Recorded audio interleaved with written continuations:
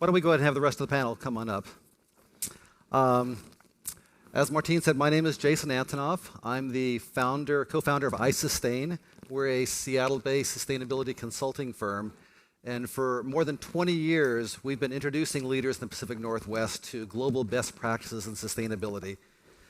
One of the ways that we do that is we take people to areas in the world where great things are happening. So Scandinavia is one of the places that we have gone to over and over and over again with hundreds of leaders from government, private industry, utilities, and others that we've taken there over these last 20 years.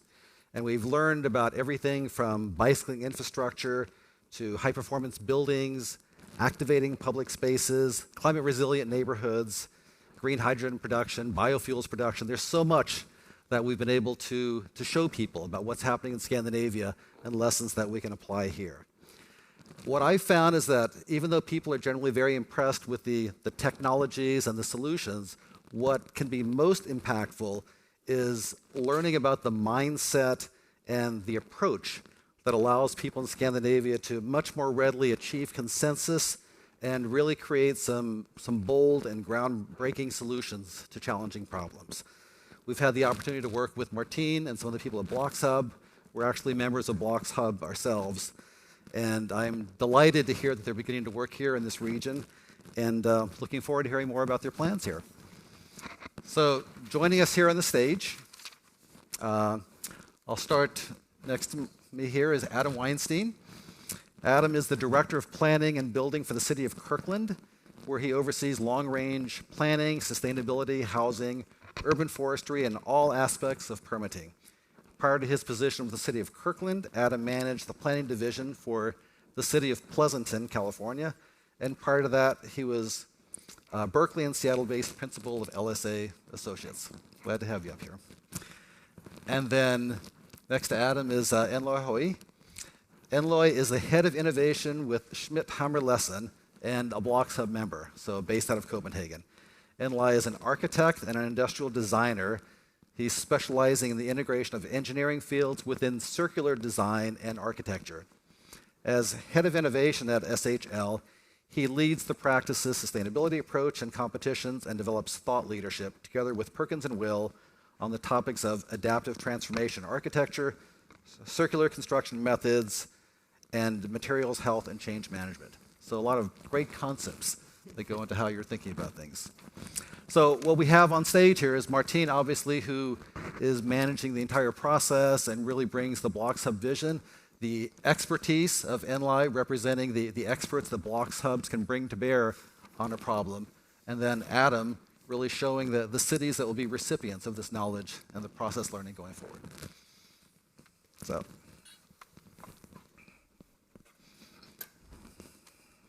Thank you for the introduction.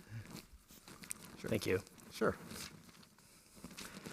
All right, so we're going to have a discussion here for about 15, 20 minutes. And Martine, I'd like to start with you.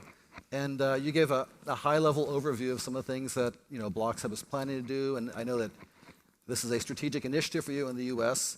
What is it that you really feel U.S. cities can learn from the Nordics? What are the things that you're doing differently there that we haven't been thinking about, perhaps?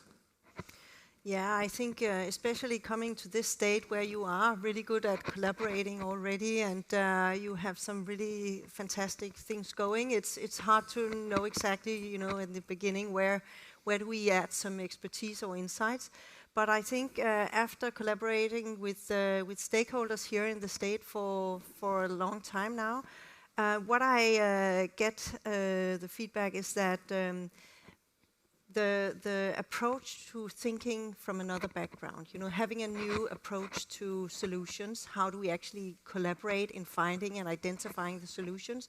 And also I think culture has a big thing to say here. We bring a different viewpoint to how we actually develop our solutions, what we start with, what are the first questions we ask ourselves, and how does that end up. So that is something that we bring. And also, we have been working in the Nordics for a long time in developing our cities. So I think we also bring experience in both what to do and what not to do. And the concept of BLOXHUB is to stand on the knowledge that we have already, so to utilize that experience when developing and transforming cities here is something that we bring to the table. Great, thank you.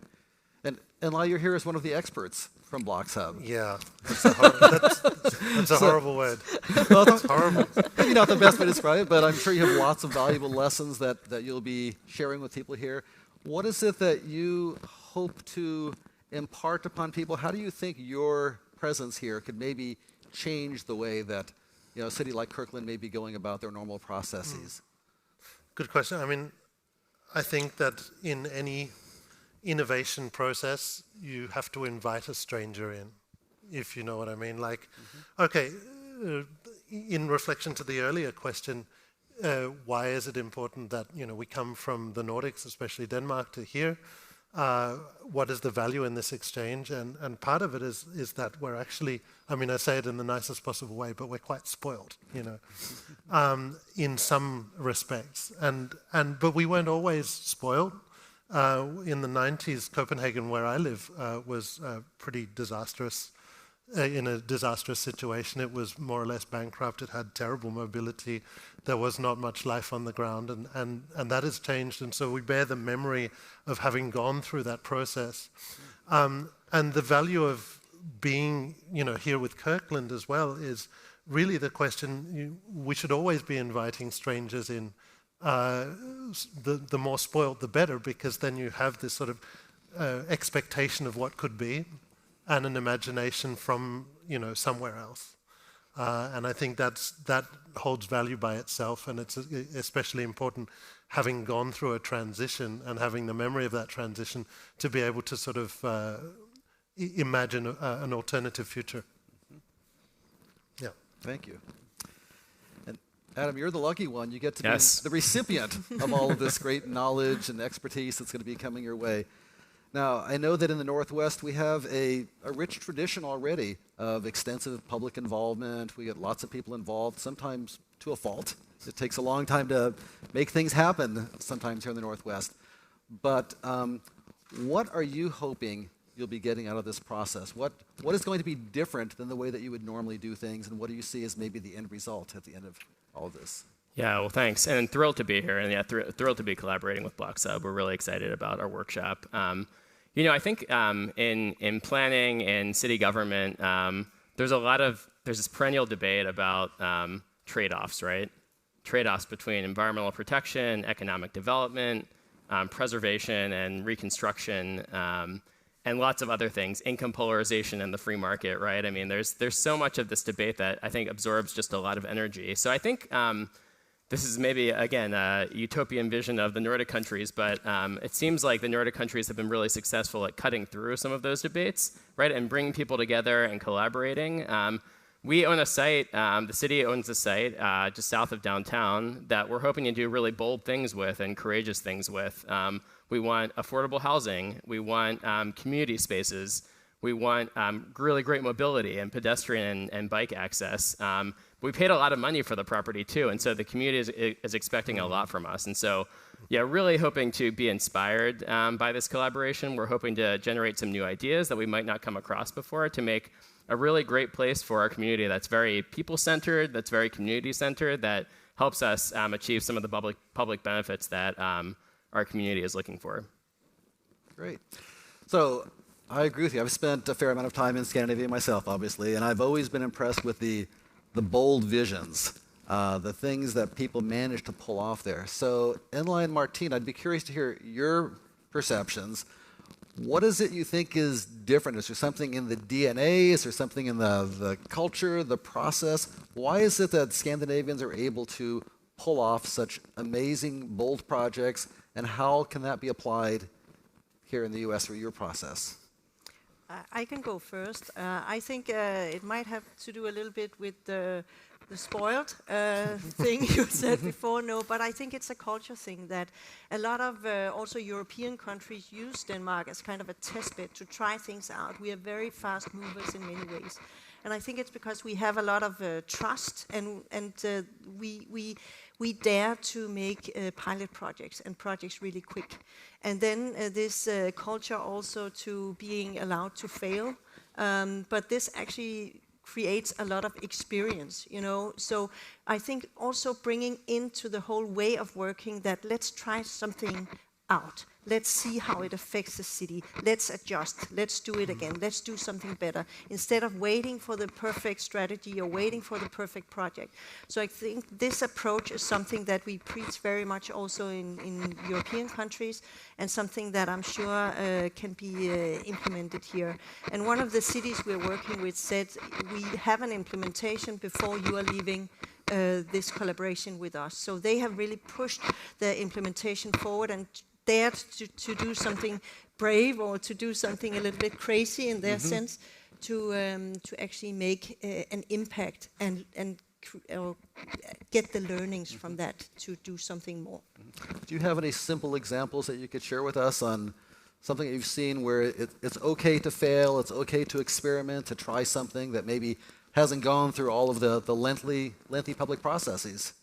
Yeah, one example was in Munich, and believe it or not, but many things in Germany and the US are the same, and I've been working in both regions for a long time. And, you know, it took a long time before we convinced the city of Munich that they needed to change the mobility rules in an area and not allowing cars into that area. And they were said, no, you know, people are going to be, you know, so angry. And we said, do it anyway. Right. And they did that. And when the business life, when the city draw all the learnings from that, they expanded that very quickly. But that was something they would never have done without the pressure from outside or, you know, the craziness of doing this pilot project. That's a great example. I love when people can try something. I've actually heard of a little some undercover work that happens even in places like Seattle, where people go off and they'll paint a street with a bike lane temporarily, and then suddenly it's there for a while and no one complains about it until, I mean, the city will make sure it's all done according to regs eventually, but it's good to do a little stuff undercover at times and see how it works out. And Enlai, anything you'd like to add to that as far as why you think Europe, Scandinavia is so good at coming up with bold solutions and how we can apply some of that process here? Maybe. I think the question about catalysis, like what is catalyzing this transition. I think that there's a really sort of active and critical engagement of people, both with governance, which is, you know, very possible in these environments that are you know, Denmark's a small country. Copenhagen, you have a lot of access to the citizenship, and they're very much involved. Maybe more so in the past than they are right now, but nevertheless, there's this sort of like almost coming back to the term spoiled, but almost the idea that people deserve something and then they'll fight for it, and this ability to sort of put your voice out and fight for it and make these kind of miniature protests everywhere, I think is part of a healthy society. And does encourage that sort of catalysis. That's great. That's the kind of environment that we hope to create here. So, right. Yeah, I hope this process gets us there. So, Adam, back to you for a moment. We all hope that this is going to be a very successful process working with BLOXHUB, but it's a moment in time. We've got, I believe, about a year's worth of resources and experts coming here. What are your thoughts on how to carry this forward? If we were looking back a year from now, what is going to be necessary to make sure that this momentum that's being created continues, that it does in some way perhaps change the mindset, the ways of doing things, so it's not just a one-off proposition? Yeah, sure. Well, I love what Enlai said about people fighting for things, right, in their community. That's such an important concept. It's something also that's been misused a lot, right? In Kirkland and other cities in the Northwest, you know, folks in a lot of you know areas of Kirkland and Seattle and again surrounding cities, you know, fight for like single-family zoning, for instance, right? So people can live in, you know, really big houses on standalone lots. Fight for enough parking for their cars, and fight for less growth in cities so that schools shouldn't be overcrowded or the streets won't be clogged. And so I think that is potentially a result of sort of limits in our imagination of how we imagine our cities, right, and how we imagine our communities, right? We've grown up in this American milieu for a long time that maybe was like Copenhagen in the, I don't know, the 70s or before, right, where people are driving everywhere and there's not enough affordable housing, and there are certain things that our cities lack. So again, the hope is that we can sort of expand people's imaginations so that people can fight for the right things, right? Which is why you guys are here in the Seattle area right now. We're hoping that people can fight for good design and open space and people-centered spaces and affordable housing and things like that. And so, to me, that's the legacy of this whole project, right? That sort of our collective imaginations can be expanded to really help envision the types of cities that we want to live in, that there's a big craving for. And hopefully, in Kirkland, there'll be ultimately this fantastic, brilliantly designed project that people in the community will absolutely love. And that in and of itself, hopefully, is something that people will want more of, and that will extend our collaboration with BLOXHUB and with the Nordic countries for years in the future. Yeah, and that's a really interesting point. I feel like the real big question with all of these participatory movements is how do you get people to willingly sacrifice something, right? How do you get, and usually there's an elephant in the room, and nobody's talking about it, and it's usually the most critical or difficult part to resolve. I mean, just speaking from personal experience, sometimes it's better to have creative processes where the usual suspects are not the ones driving it. We use kids a lot because they have this openness to a future vision rather than worry about what they might lose. So, it's different in every circumstance, but I think the question is, how do you get people to solve things outside of their own personal boundaries? And sometimes it's good to depersonalize the aims and the goals in order to do that.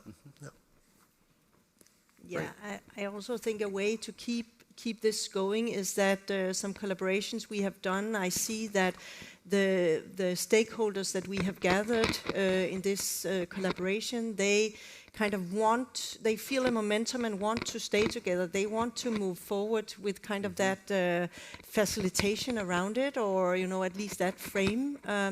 And we are also supporting creating local hubs, local innovation hubs, organizations where we kind of don't withdraw and then say, okay, that was it, that was work with BLOXHUB, but we make a long-term strategic collaboration with that local organization. So start working together in a partnership after the collaboration itself.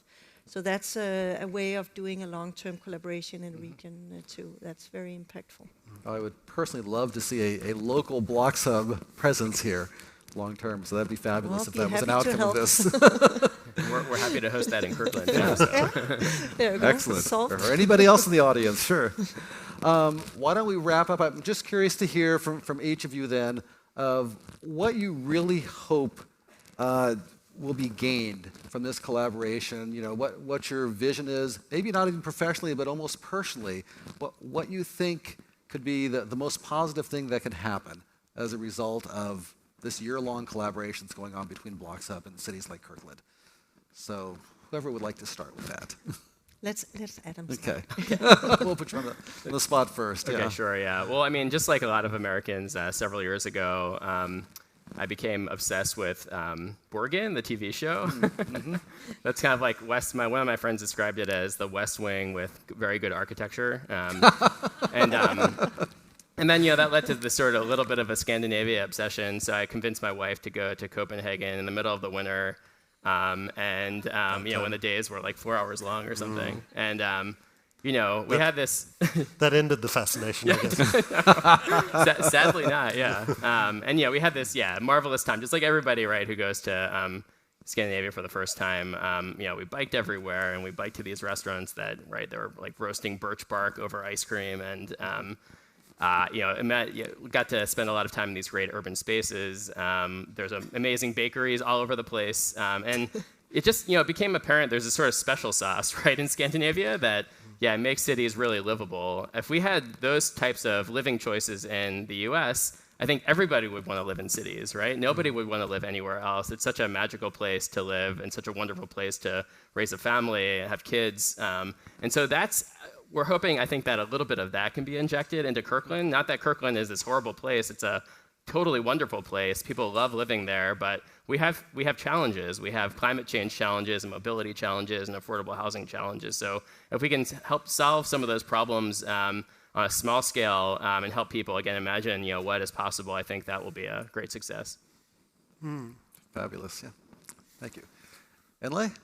I mean, my brain is going thinking quite a lot, but like, I feel that, the identity can only be born from a place, and perhaps one thing that, we talk about a lot in Denmark is how do you, it's a cheesy term, but how do you find the DNA of a space? And Kirkland I haven't been there yet, but I'm sure it's, patently different from Copenhagen.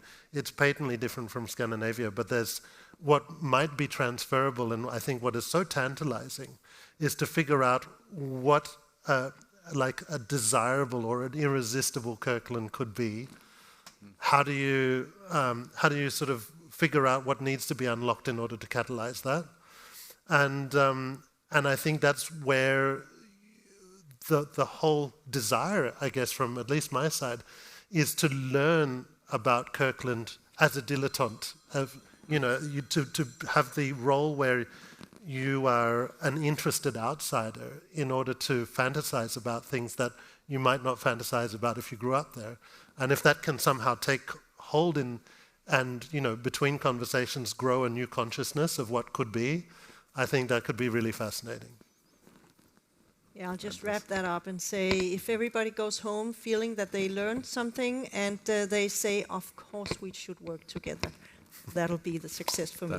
That would be a great outcome. And I have to say, for me personally, riffing on what you were saying, Adam, whenever I go to Scandinavia or to Denmark, even though the Pacific Northwest is a wonderful place, it's the best place in this country to live, when I go to Denmark, I just feel like a load has been lifted from my shoulders, like everything is working the way it should be, and political decisions are being made that are in line with my values, and it's just a wonderful place to be. So to bring a small aspect of that into our cities and through our planning processes, I think would be a great outcome. So I applaud you and all the work you're doing. Please join me in thanking our panelists here.